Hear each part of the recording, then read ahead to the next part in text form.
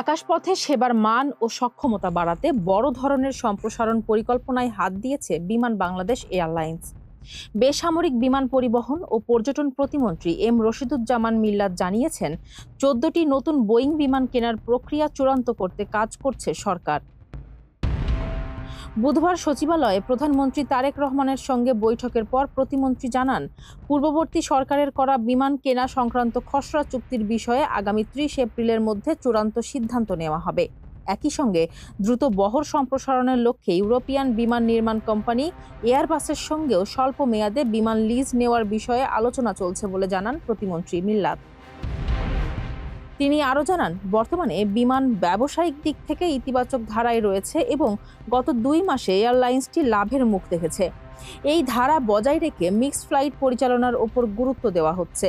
এছাড়া আন্তর্জাতিক রুটের পরিধি বাড়াতে আগামী জুন মাস থেকে জাপানের টোকিওতে সরাসরি ফ্লাইট চালু হতে যাচ্ছে।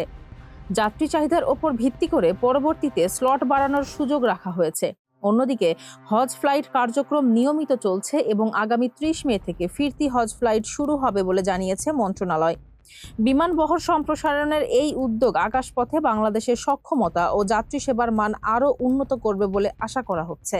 ফারজানা হাসিন, মানবকণ্ঠ।